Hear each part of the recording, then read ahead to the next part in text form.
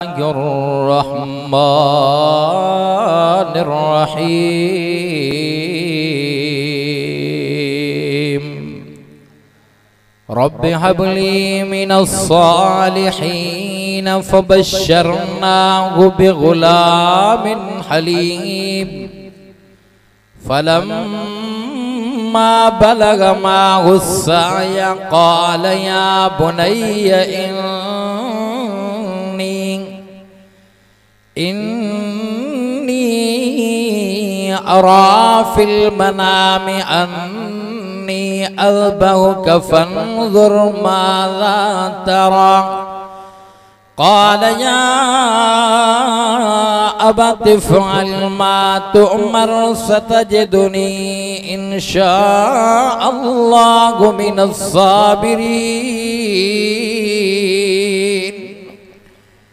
قال الله تبارك وتعالى في كلام القديم والفرقان الحميد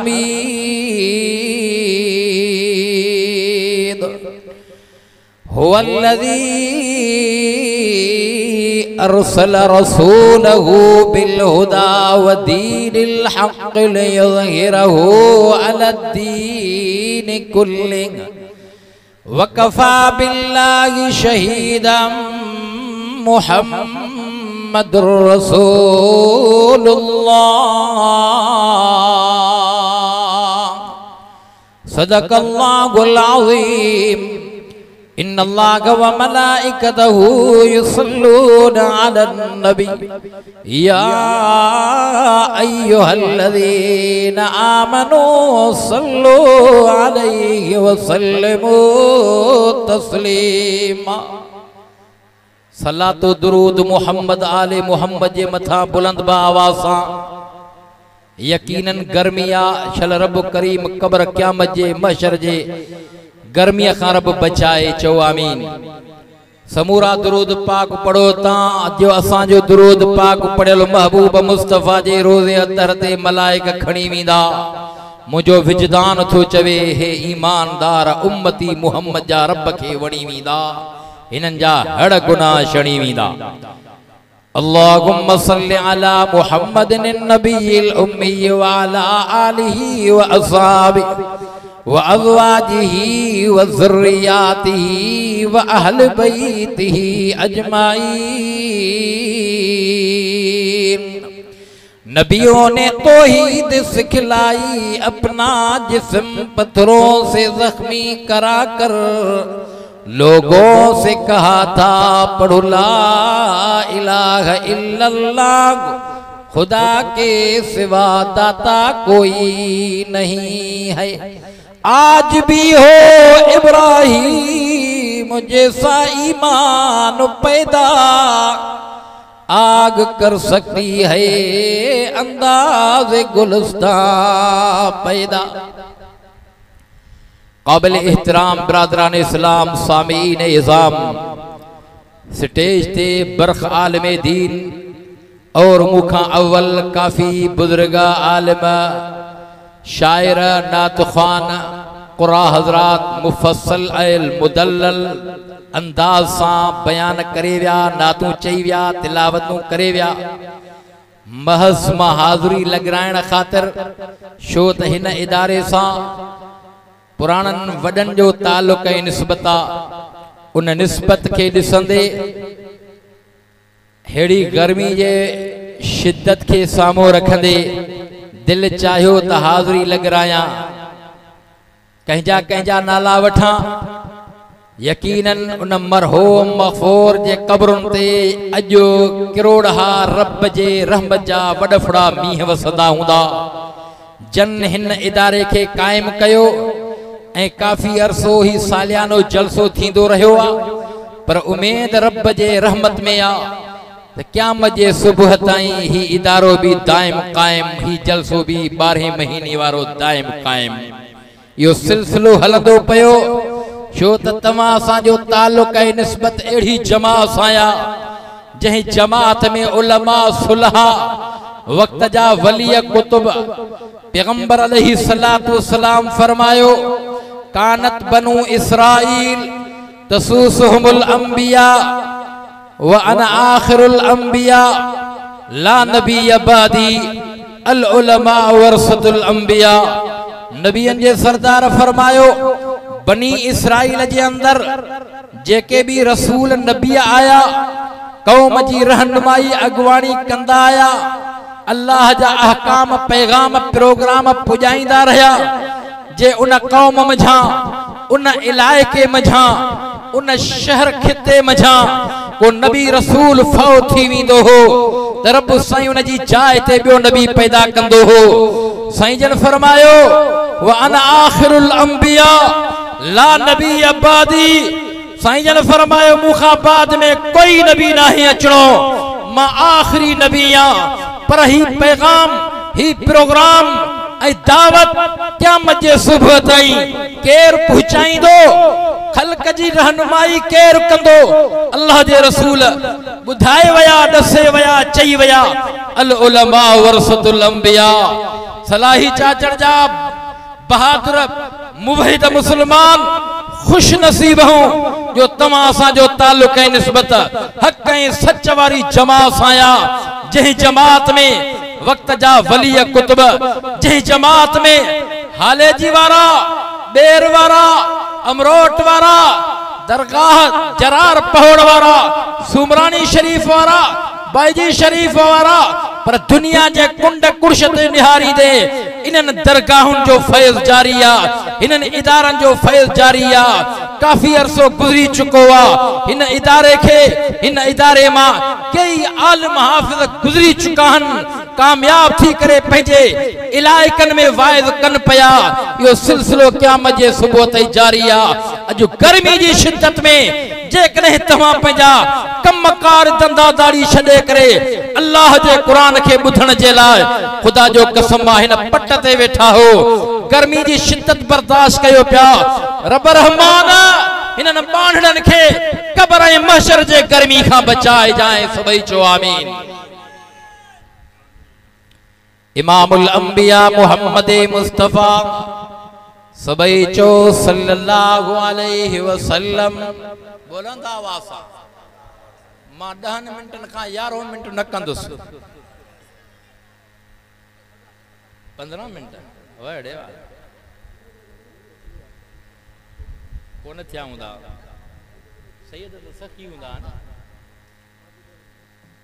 बाक़ी 10 मिनट।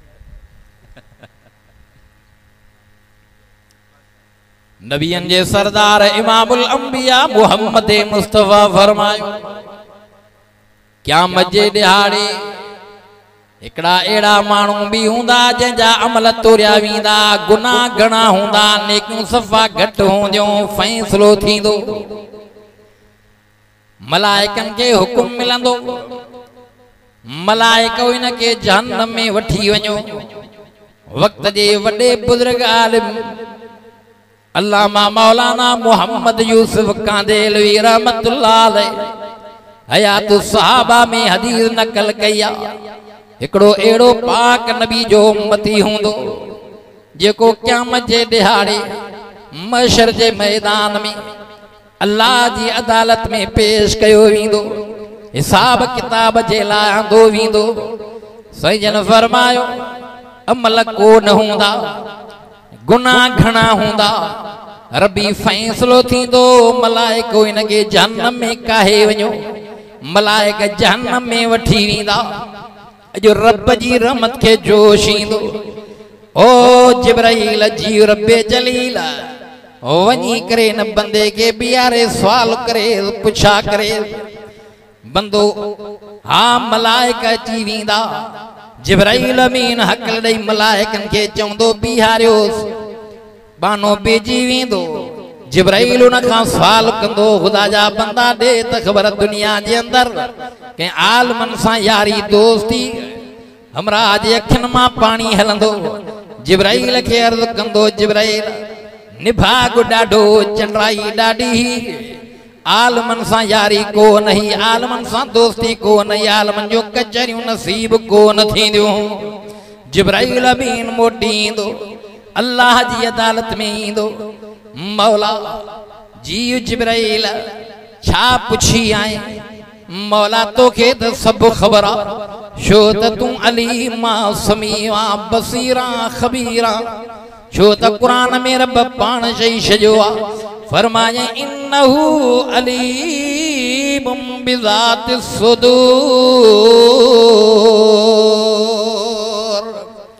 सीनन जे राज़न के जान वारी रब जी ज़ात अज तव्हां जे वेहण ऐं गर्मी के बर्दाश्त करण वारे अंदाज़ के मलाइक भी ॾिसंदा हूंदा रब के भी सब ख़बर आहे ॾिसे भी थो ॿुधे भी थो ॼाणे भी थो थोड़ो अंदर वारे इंसान का फैसलो वठजा अंदर वारे ज़मीर का फैसलो कराए जा इहो तसव्वुर गुमान कजा त रब मूंखे ॾिसी रहियो आहे मौला क़यामत जे गर्मी का बचाए जा अज आलमन सालिहन नेकोकारन जे मजलिस में वेठा हूं मां हदीस मुख्तसर बयान कया जिब्राइल अमीन चौंदो मौला तोखे त सब ख़बर आ रब तोखे त सब जाना पर बंदे ही गाल कया मौला बंदे जी कहीं भी आलम सा यारी दोस्ती को नहीं बंदे या गाल कया रब रहमान फरमाई दो जिब्राइल वापस वन इन बंदे का सवाल कर भला जे कहीं आलम सा तुझी यारी दोस्ती न हुई भला दुनिया जे अंदर कहीं पाड़े जोड़े जे अंदर कहीं एड़े मानू जो नालो बुधा जैसा तुझी यारी हुई ऐ उन जी आलमन सा यारी हुई जिब्राइल अमीन पहुंची पौंदो अञा उन अल्लाह जे बंदे के जहन्नम में काथियो वींदा जहन्नम में अञा वींदो कोन जिब्राइल पहुंची पौंदो जिब्राइल अची वींदो खुदा जे बंदे खां पुछा कई वेंदी सवाल कयो वेंदो खुदा जा बाना बुधाए सही भला दुनिया जे अंदर कहीं एड़े मानू सा तुझी यारी दोस्ती जंहिंजी आलमन सा दोस्ती यारी हमरा खां रड़ निकरी वेंदी जिब्राइल के चौंदो हाओ जिब्राइल दुनिया जे अंदर पाड़े जे अंदर एकड़ो दोस्त हो जो उन खां सदाई सरंदी को नहीं रोजानो एक बे जो चेहरो न ॾिसो मुलाकात न कयो त मज़ो न ईंदो पर इहा ॻाल्हि हुई जॾहिं बि आलमन जे वाइज़ खे ॿुधण जे लाइ आलमन सां कचहरी करण जे लाइ वेंदो हो मूंखे सलाहींदो पर मूंखे वॾी चंडराई ऐं मोटी ईंदो चवंदो निबागा नाले आलमन जो वाइज़ ॿुधी आयमि आलमन सां मिली आयमि बुज़ुर्गनि जूं ज़ियारतूं करे आयमि हक़ानी उलमा जे महफ़िल में वेही आयमि ओ जिब्राइल इन हमरा जी मूंखे ख़बर आहे जंहिंजी आलमन सां यारी ही जिब्राइल मोटी ईंदो जिब्राइल रब खे अर्ज़ कंदो मौला बंदे हीअ ॻाल्हि कया तोखे त सभु ख़बर आहे रब जिब्राइल खे फरमाईंदो जिब्राइल जी जलील वञो मलाइकनि खे चओ हिनखे वापसि मोटाए अचो हमरा वापस मोटी सागी जाए ते ईंदो अज अल्लाह जी रहमत जो समंदर पलटजी पवंदो रब उन बंदे के भी घुराईंदो रब फरमाईंदो ओ मुंहिंजा बाना तुझी हिन सां दोस्ती इन जी आलमन सां दोस्ती अज हिन जे करे माफ़ तो कया इन जी आलमन सां दोस्ती आ अल्लाह जे रसूल फरमाए एड़ा भी बाना ये क़यामत जे ॾियारे आलमन जे दोस्ती ऐं मोहब्बत जे करे आज़ाद थी वेंदा तॾहिं मुझे महबूब फरमायो आलिम थियो या तालिब थियो या सामिय थियो या मुहिब थियो पंजे दर्जे वारा न बणजो जेकॾहिं तव्हां वटि एतिरो टाइम कोन्हे को वक़्तु कोन्हे को जो आलिमनि जूं ॻाल्हियूं बि ॿुधण दिलि नथी कढे पई या आलिमनि जे ॻाल्हियुनि ॿुधण जे लाइ तो वटि फुर्सत कोन्हे का अल्लाह जे रसूल फरमायो जाथे बि तव्हां हूंदा उलमा जी दिलि में तव्हांजी मुहबत हूंदी क़यामत जे ॾियारे मोहब्बत करण वारा भी जन्नत में वेंदा पैगंबर पाक फरमायो ओ सलाई चाचड़ जा मुसलमानो उलमा जी इज्जत कयो उलमा जो कदर कयो खुदा जो कसम क़यामत जे ॾियारे अल्लाह जी रहमत बहाना ॻोल्ही दिया छो त तव्हां सां मिठड़े मोहम्मद करीम जा उम्मती हो जय मोहम्मद करीम जे बारे में रब पाण तव्हां सां के समझायो आ क़यामत ताईं फरमायो आ कुरान में रब लिखरायो आ फरमाए लक़द मन्नल्लाहु अलल मुमिनीना इज़ बअस फीहिम रसूलन मिन अनफुसिहिम यतलू अलैहिम आयाति व युज़क्कीहिम व युअल्लिमुहुमुल किताब वल हिकमा व इन कानो मिन क़ब्ल लफ़ी ज़लाल मुबीन। रब तो फरमाए मोमिनो तव्हां ते थोरो कयो आ, यकीनन मोमिनन ते वॾो थोरो। कि अल्लाह जे बाने हीअं चयो थोरा ई थोरा मूं मथा मालिक जा लाया तलहन की नकी गायन खां गौरा। व इन तउद्दू नेमतल्लाहि ला तुहसूहा।